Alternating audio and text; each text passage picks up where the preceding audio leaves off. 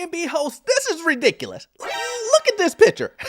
Come on. You can't tell me this isn't ridiculous. It's ridiculous. You guys gonna have some problems. I mean, I told you guys that this was going to happen. And I'm getting emails from Airbnb hosts and they're telling me Orlando, it's not gonna happen. Don't worry. Nothing's gonna happen in Austin. And I'm like, did you see what happened in Dallas and New York? And and these guys continue to hit me up and say, Orlando, don't worry about us. We got this. The city ain't gonna do anything. We're gonna jump into it, guys. We're gonna jump into it. My name is Orlando. Welcome to the channel, guys. Make sure you hit that like and subscribe button. It really does help out the channel. Also, check in the description and the pinned comment. I have a newsletter talking about things that I don't talk about on my channel, guys, and it's free. How can you beat a free newsletter? Go ahead and sign up, guys. I know you will love it. But let's jump into this, guys. I know you've seen this picture where I posted this and it just shows exactly what's going on in this market. And a lot of you guys are saying, Orlando, I see this. Now, this picture does look like a culture disc like a mold growing underneath a microscope. You know, Airbnb is spreading like a bacteria, but, you know, how is this going to help me in the housing market? And I'm here to tell you, well, I'm glad you're watching this video because I'm going to explain to you guys some of the things that I think is going to happen that will bring some of these properties back onto the market. Before we do that, let's take a look at this picture here. Guys, it says there are 3,329 homes for sale in Austin. And we see this is the picture that's on the left here. And it just shows, you know, look, there's 3,000 homes here, right? 3,000 homes, great. But then, we go to the Airbnb in Austin, and it is 12,127 Airbnbs in Austin. And this looks, dangerous, right? What? There's 12,000 parties happening in here.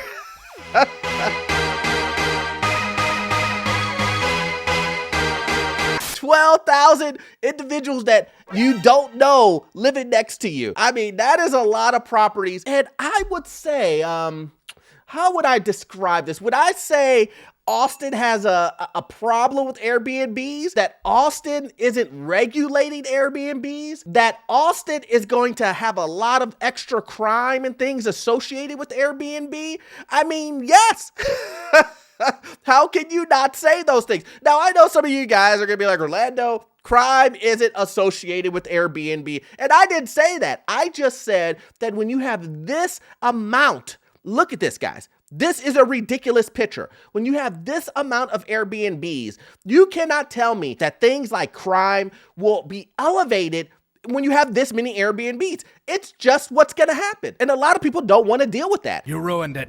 You ruined it and I'm leaving. I would never want to have this many Airbnbs in any of my neighborhoods, not even close to this. I don't want to go outside and see my next door neighbor change 5 times in 1 week. That's just me. You don't know who's in your neighborhood. You don't know, like, it just becomes an unsafe territory. Imagine letting your kids out in that neighborhood and you don't know who's there, who's not there. You don't know your neighbor down the street. You don't know anything about your own neighborhood that you're living in. There's parties going on all the time, police coming back and forth, back and forth. Fellas having a party? Yeah, we're having a small little birthday gathering for my friend.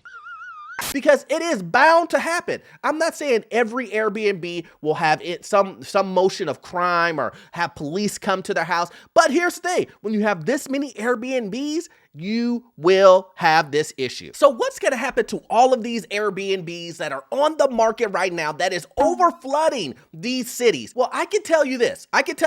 What do you think the competition is for properties like this? You have to know that these Airbnb hosts are going at each other's necks, and it's the survival of the fittest. You have to bring your prices down lower and lower and lower. And this is the reason why when you go to Airbnb right now, you will see individuals cutting their prices by 50% because they have to do this. I have to do something I don't want to do. Do you understand what I'm saying? I do not want to do this! They have to cut their prices lower and lower and lower so they're able to keep business coming through the door. So individuals who are cutting their prices, what do they need to do to survive? That means that they need more volume. It's no longer charging $600 per night. Now they're charging $300 per night. They need to book out a full month versus just 15 days in the month to stay afloat, to pay the mortgage, to pay the bills that are associated with Airbnb. Because here's the thing, the expenses on Airbnb don't go down. Expenses are expenses, and these guys have to pay this. So a lot of these properties are gonna come back on the market because individuals cannot survive in this environment. Just look at this, guys. You have to understand that there is no way that everybody is eating in this environment. You guys have to understand that. A lot of these properties are going to come back on the market. Some of these properties people don't even own, and they're just gonna go into bankruptcy, or they're gonna go into a financial disaster because they no longer can afford this. And that's before I even get into the city dropping the hammer on them, because we know it's coming. And I know, a lot of these Airbnb hosts, they send me these messages and tell me, Orlando, we're good. Our city isn't gonna do anything. and I just shake my head, oh man. All these people here are doomed. My grandmother used to say, you don't believe fat meat is greasy. What does that mean? It means that you're hard-headed. Now, what does that mean? It basically means that you went ahead and did something even though you were warned about it. You can't fix stupid. That's the point, is that these Airbnb hosts are being warned about this, and they're still saying, we're good over here, Orlando. We still gonna make a lot of money over here. and they see the warning signs all over. But here, look, I mean, you don't have to take my word for it. Let's go ahead and take a look at New York. But here, I mean, before we get into New York, you would think that the guys in Austin would just, I don't know, look at the city that's in your state of Dallas. Dallas went ahead and banned all Airbnb in central family zoned areas anyway. You would think that hosts would go, Dallas, it's right in the state of Texas, so this is more likely to happen to me because I'm in Texas. But hey, look, I'll give you another example out of Texas. Maybe that'll help you understand that these cities aren't playing around.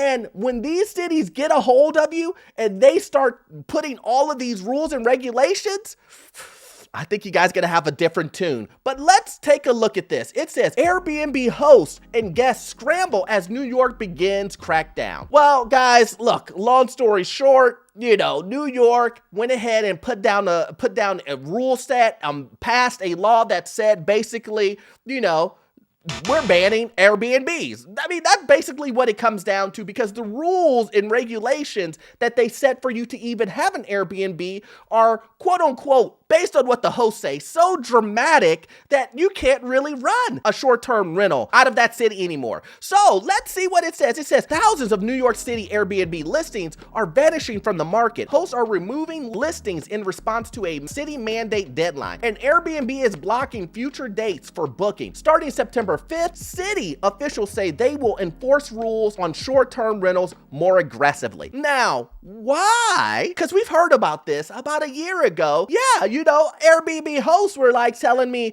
sending me emails and DMs saying, Orlando, look, this is just posturing by New York. New York isn't really gonna do anything. Yes, they passed a law. Yes, it's illegal.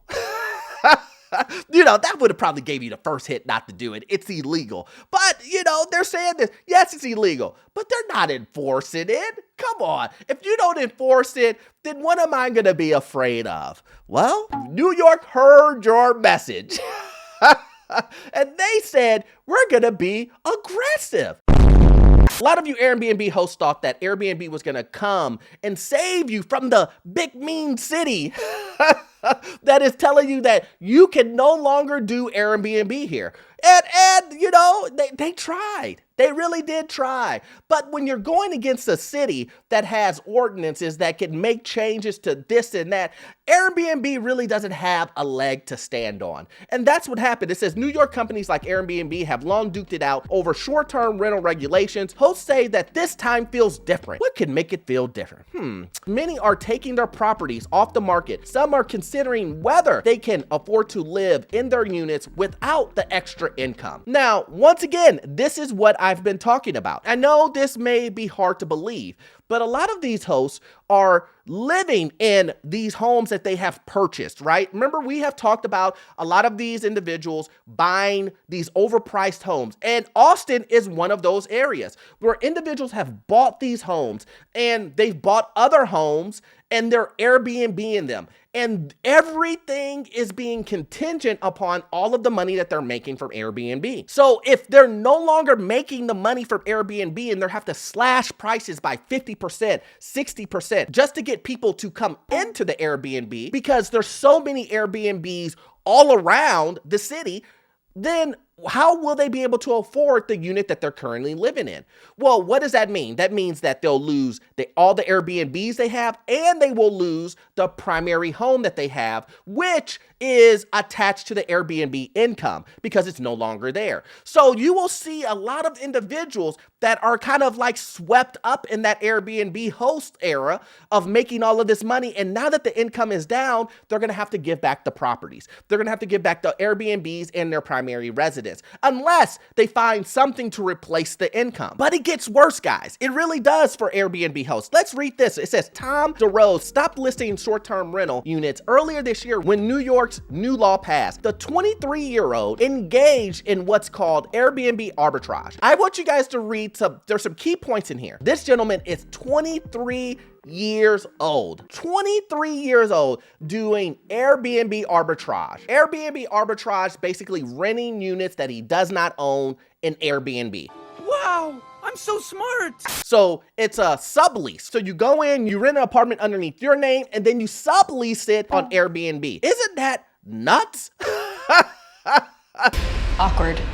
So awkward. But this is a huge thing in Airbnb. Renting apartments, then listing them on Airbnb despite not living there. At his peak, he said that he had as many as 8 listings and could earn $10,000 a month on a 3-bedroom listing during summer months. Now, this is what I'm talking about. There is going to be another side group of individuals that are in this petri dish of mold, growing bacteria that is running rampant in your city, that individuals learned this online and said, Oh wow, we can do this Airbnb thing where you don't even have to own the property. and these individuals are going to dump a bunch of stuff on the market. Here's the funny thing about it. Some of these guys who are doing this arbitrage, they aren't telling the landlord. The landlord has no clue that they're subleasing it on Airbnb. What are you doing in my swamp?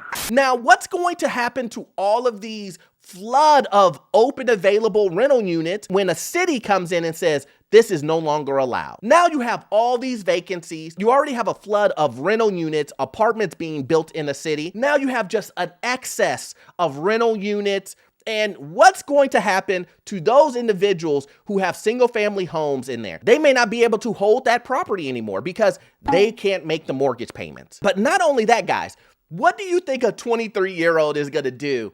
That now, at one time he was making $10,000 a month to now he's making $2,000 a month. Do you think that he will just wash his hands of all those properties that he was subleasing, have 8 properties? Do you think that he's just going to push those back onto the market? You're right, he will. He'll do it fast. I know there's going to be someone in the comments saying, Orlando, yeah, but, you cannot tell me. You cannot tell me that these properties will not be affected in some area and that some people will lose their properties and put it back on the market. There will be a lot of those, right? There will be a lot of those. And it may not be a ridiculous amount of numbers that's going to change the whole inventory, but it could be a house that you can purchase.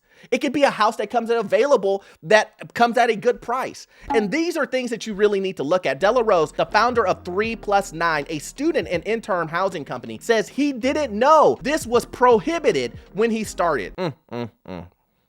Well, I mean, yeah. I'm pretty sure that when he learned about this on YouTube, it did not say that this is probably against city guidelines. But he says New York's strong tenant laws and prior lack of enforcement made it easy. Now he says the regulations make sense to target people like him. Well, at least he's taking accountability and saying, hey, look, yeah, I'm part of the problem. So, you know, kudos to him for actually saying that it makes sense for the city to come after him because he's taking away housing from individuals. Kudos to him. But here's the thing. There's a lot of these guys on here that are like that, guys. When I say that are like that, I mean that have 8, 9 properties held hostage, and they're gonna throw these properties back onto the market. Some of them own them, some of them are subleasing them. So there's gonna be a lot of these properties that come back on the market, guys. And I say that once again, look at this picture here. When you have a ratio like this, when it shows you housing at 3,000K versus 12,000 Airbnb, you're going to have a problem. Austin, you have a problem. And the city is going to come down hard to show that it's a clear message, You won't have to try to decipher it or anything else, that we do not want a city full of Airbnbs.